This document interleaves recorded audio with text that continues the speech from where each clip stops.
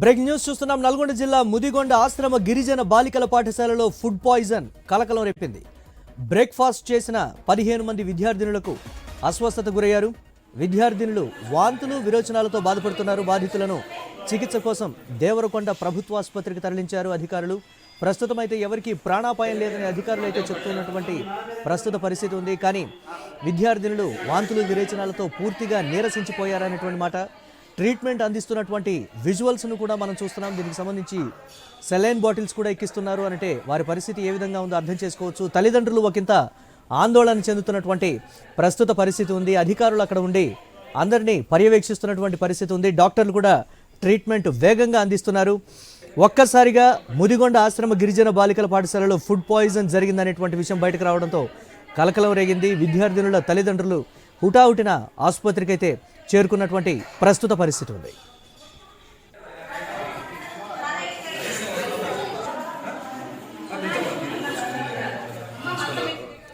Right, breaking news చూస్తున్నాం. నల్గొండ జిల్లా ముదిగొండ ఆశ్రమ గిరిజన బాలికల పాఠశాలలో ఫుడ్ పాయిజన్ కలకలం రేపింది. బ్రేక్ఫాస్ట్ చేసిన 15 మంది విద్యార్థినులకు అస్వస్థత గురయ్యారు.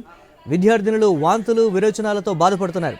బాధితులను చికిత్స కోసం దేవరకొండ ప్రభుత్వ ఆసుపత్రికి తరలించారు.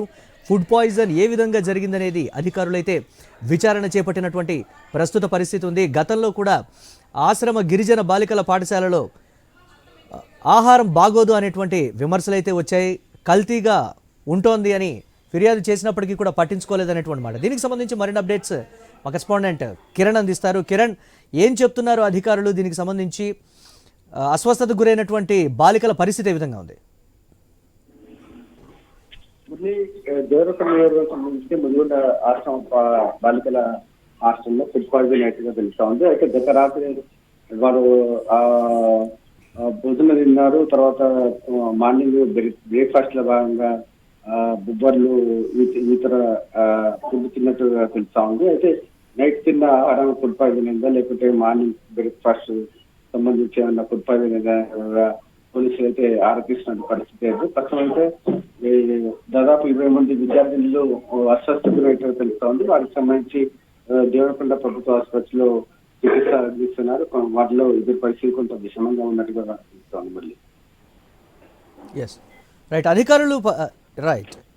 అధికారులు చెప్తున్నప్పటికీ కూడా, అధికారులకు కంప్లైంట్ చేసినప్పటికీ కూడా అక్కడ ఉన్నటువంటి పరిస్థితిని అయితే వారు పట్టించుకోలేదు అనేటువంటి విమర్శలు అయితే ఉన్నాయి కదా కిరణ్. దీనికి సంబంధించి ఏం చెప్తున్నారు అధికారులు?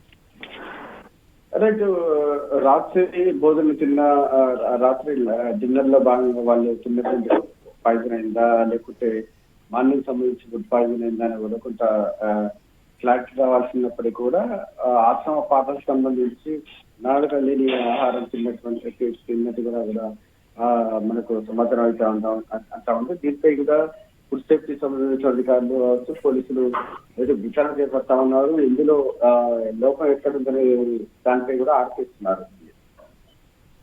Right, thanks for updates Kiran.